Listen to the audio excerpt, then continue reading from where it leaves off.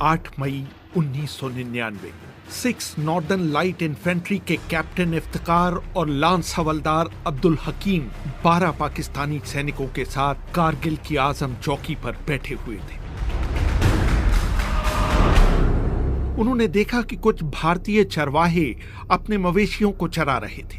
पाकिस्तानी सैनिकों ने आपस में सलाह की कि क्या इन चरवाहों को बंदी बना लिया जाए, लेकिन उन्हें जाने दिया गया। करीब 1.5 घंटे बाद ये चरवाहे भारतीय सेना के 6-7 जवानों के साथ लौटे। उन्होंने अपनी दूरबीनों से इलाके का मुआयना किया और वापस चले गए। करीब 2 बजे वहां एक लामा हेलीकॉप्टर उड़ता हुआ आया।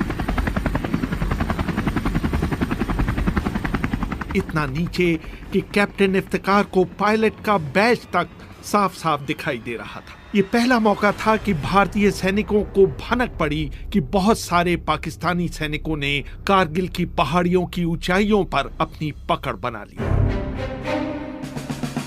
अगले दिन फिर 2 लामा हेलीकॉप्टर वहां पहुंचे और आजम, तारिक और तशवीन चौकियों पर गोलियां बरसाई। कैप्टन इफ्तिकार ने बटालियन मुख्यालय से भारतीय हेलीकॉप्टरों पर गोली चलाने की अनुमति मांगी, लेकिन उन्हें ये इजाजत नहीं दी गई, इसलिए कि इससे भारतीयों के लिए सरप्राइज एलिमेंट खत्म हो जाएगा।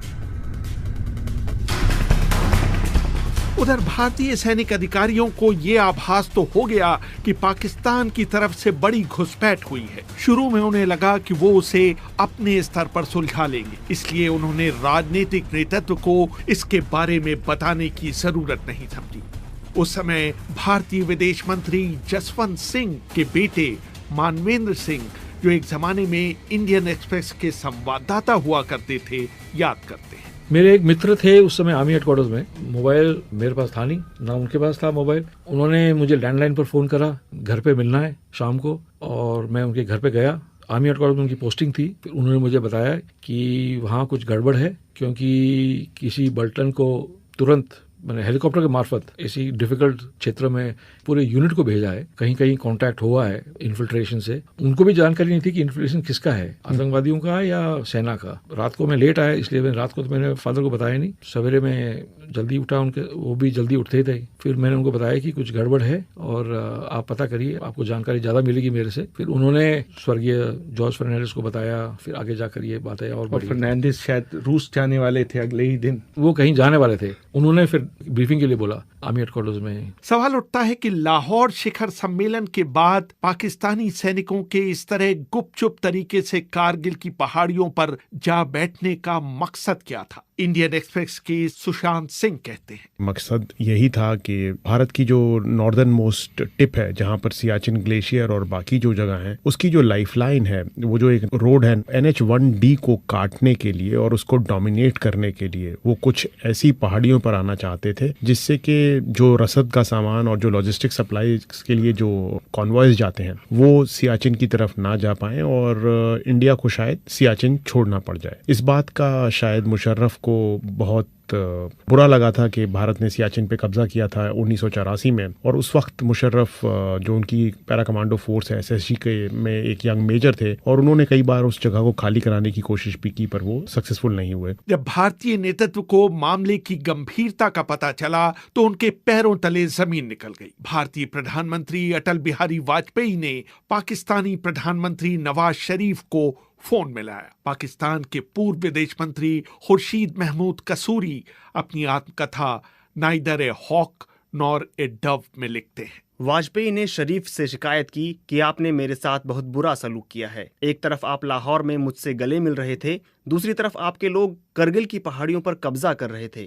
नवाज शरीफ ने कहा कि उन्हें इस बात की बिल्कुल भी जानकारी नहीं है। मैं परवेज मुशर्रफ से बात कर आपको फोन मिलाऊंगा। तभी वाजपेयी ने कहा कि आप एक साहब से बात करें जो इस वक्त मेरे बगल में बैठे हुए हैं। नवाज शरीफ उस वक्त हतप्रभ रह गए जब उन्होंने फोन पर दिलीप कुमार की आवाज सुनी। दिलीप कुमार ने उनसे कहा, मियाँ साहब, हमें आपसे इसकी उम्मीद नहीं थी, क्योंकि आपने हमेशा भारत और पाकिस्तान के बीच शांति के समर्थक होने का दावा किया है। मैं आपको बता दूं कि जब भी भारत और पाकिस्तान के बीच तनाव बढ़ता है, भारतीय मुसलमान बुरी तरह से असुरक्षित महसूस करने लगते हैं और उनके लिए अपने घर से बाहर निकलना भी मुहाल हो जाता है। सबसे ताज्जुब की बात थी कि भारतीय खुफिया एजेंसियों को इतने बड़े पाकिस्तानी ऑपरेशन की हवा तक नहीं लगी। भारत के पूर्व उपराष्ट्रीय सुरक्षा सलाहकार और पाकिस्तान में भारत के उच्चायुक्त रहे सतीश चंद्रा बताते हैं, RNAW did not detect it। पर जो सवाल खड़ा होता है, could they have detected it? इन्होंने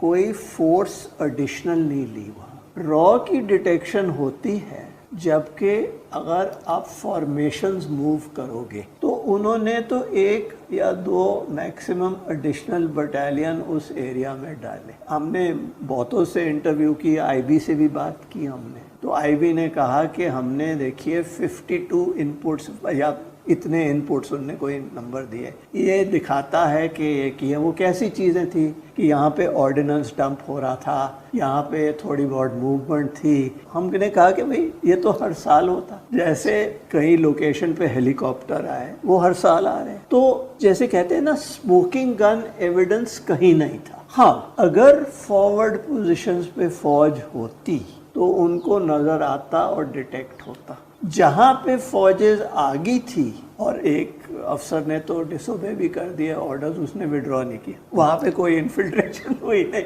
फौज जो होती है, इट इज़ नॉट ए चौकीदार फोर्स। फौज जो होती है वो जंग के लिए होती है, जहाँ पे अटैक होता है। It is not to do BSF job. लेकिन इसके बावजूद इसका जिस तरह से भारतीय सेना ने सामना किया, उसकी कई हलकों में आलोचना हुई। पूर्व लेफ्टिनेंट जनरल HS पनाग कहते हैं, मैं कहूंगा कि एक स्ट्रेटेजिकली एक ब्रिलियंट प्लान था कि एक खाली इलाके को, बहुत बड़े इलाके को आके उन्होंने उसके ऊपर कब्जा कर लिया। हमारी जो लाइफलाइन है लद्दाख की, जो रोड जाती है श्रीनगर से जोजिला पास से होकर लेह को और आगे सियाचिन ग्लेशियर तक जो मेंटेन करती है, जो सिर्फ समर्स में खुलती है, उसके ऊपर हावी हो गए। ये एक बहुत बड़ी अचीवमेंट थी उनकी, टैक्टिकली एक बहुत बड़ी सक्सेस थी उनकी इस लेवल को आके कब्जा कर लिया। लेकिन स्ट्रैटेजिकली क्या के एंड में क्या होने वाला है, आगे क्या होगा, ये उन्होंने सोचा नहीं था। 3 मई से लेकर जून के पहले हफ्ते तक जो हमारी परफॉर्मेंस थी वो बिल्कुल बिलो पार थी, और मैं कहूंगा कि हमारी परफॉर्मेंस शर्मनाक थी पहले 1 महीने। उसके बाद जब 8 डिवीजन ने चार्ज लिया और फिर हमें थोड़ा सा उस बात का एहसास हो गया कि इस इलाके में कैसे ऑपरेट करना है, डेफिनेटली ये एक बहुत मुश्किल ऑपरेशन था। क्योंकि एक तो पहाड़ियां जो है उनके ऊपर उनका कब्जा, आप नीचे हो वो ऊपर है, ये सबसे मुश्किल ऑपरेशन होता है। जैसे कि आप आदमी सीढ़ियों के ऊपर खड़ा हुआ है, आप नीचे से चढ़ के उसको नीचे उतारने की कोशिश कर रहे हैं। और दूसरा ऑक्सीजन की कमी। तीसरी बड़ी बात ये थी कि कुछ हद तक हमारी ट्रेनिंग भी इस मामले में ऑफेंसिव में कमजोर थी। जनरल परवेज मुशर्रफ ने भी बार बार दोहराया कि उनकी नजर में ये एक बहुत अच्छा प्लान था जिसने भारतीय सेना को खासी मुश्किल में डाल दिया था। मुशर्रफ ने अपनी आत्मकथा in the line of fire में लिखा, भारत ने उन चौकियों पर पूरी ब्रिगेड से हमले किए जहां हमारे सिर्फ 8 या 9 सैनिक तैनात थे। जून के मध्य तक उन्हें कोई खास सफलता नहीं मिली। पहाड़ हमेशा रक्षण की लड़ाई में मदद करते हैं। भारतीयों ने खुद माना कि उनके 600 से अधिक लोग मारे गए और 1500 से अधिक लोग घायल हुए। हमारी सूचना ये है कि वास्तविक संख्या लगभग इसकी 2 गुनी थी। भारत में असल में हताहतों की बहुत बड़ी संख्या के कारण ताबूतों की कमी पड़ गई थी और बाद में ताबूतों का एक घोटाला भी सामने आया था। मुशर्रफ के इस वक्तव्य पर सवाल उठाए जा सकते हैं, लेकिन जून का दूसरा हफ्ता आते आते भारतीय सेना के नियंत्रण में चीजें आने लगी थी। मैंने उस समय भारतीय सेना के प्रमुख जनरल वेद प्रकाश मलिक से पूछा कि इस लड़ाई का निर्णायक मोड़ क्या था। तोलोलिंग की लड़ाई एक बहुत महत्वपूर्ण ऑब्जेक्टिव था जो रोड को डोमिनेट कर रहा था, और उसमें 4-5 दिन की लड़ाई चलती रही। और तो और वो इतने नज़दीकी हम लड़ाई लड़के एक दूसरे को, वो लोग गालियां भी दे रहे थे, पत्थर के पीछे छुप के ऐसी बातें हो रही थी। कुछ उनके संगर भी थे, चाहे वो हाइट पर थे, पर हमारे जो जवान और अफसर थे उन्होंने छोड़ा नहीं। उसमें कुछ कैजुअल्टीज हमारी ज़्यादा हुई। 6 दिन तक तो हमको भी थोड़ा सा घबराहट सी थी कि भाई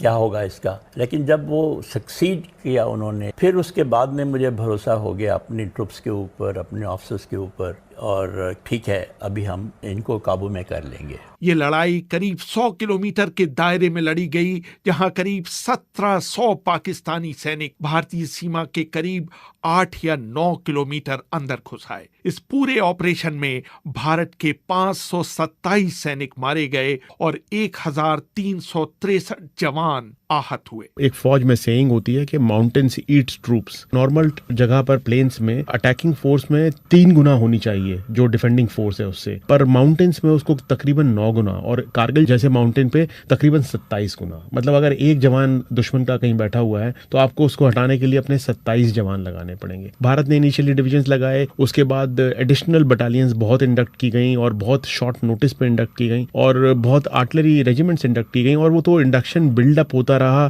तकरीबन जून तक। मुशर्रफ आखिर तक कहते रहे कि अगर राजनीतिक नेतृत्व ने उनका साथ दिया होता तो कहानी कुछ और होती। उन्होंने अपनी आत्मकथा में लिखा, भारत ने अपनी वायुसेना को लड़ाई में शामिल कर एक तरह से ओवर रिएक्ट किया। उनकी कार्रवाई मुजाहिदीनों के ठिकानों तक ही सीमित नहीं रही। उन्होंने सीमा पार कर पाकिस्तानी सेना के ठिकानों पर भी बम गिराने शुरू कर दिए। नतीजा ये हुआ कि हमने पाकिस्तानी क्षेत्र में उनका एक हेलीकॉप्टर और 2 जेट विमान मार गिराए। हमारे सैनिकों और मुजाहिदीनों ने कारगिल लेह पर चलने वाले भारतीय सेना के ट्रकों के काफिलों पर कहर बरपा दिया और उन्हें रात के अंधेरों में ट्रकों की लाइट बुझाकर चलने के लिए मजबूर कर दिया। ये पहला मौका था जब किसी लड़ाई को सीधा टेलीवाइज किया गया। लाइव मीडिया कवरेज ने इस लड़ाई को न सिर्फ भारत के घर घर पहुंचाया, बल्कि बाहरी दुनिया को भी संदेश गया कि पहल पाकिस्तान के सैनिकों ने की थी। What you heard right behind you were the sound of Bofors guns directly targeting the top of Tiger Hills, the prelude to the final assault. Also going on simultaneously are multi-barrel rocket launchers also attacking the same positions on Tiger Hills. जून के दूसरे सप्ताह से भारतीय सैनिकों को जो momentum मिला वो जुलाई तक जारी रहा। आखिरकार नवाज शरीफ को युद्ध विराम के लिए अमेरिका की शरण में जाना पड़ा। अमेरिका के स्वतंत्रता दिवस यानी 4 जुलाई को क्लिंटन और नवाज शरीफ की बहुत अप्रिय परिस्थितियों में मुलाकात हुई।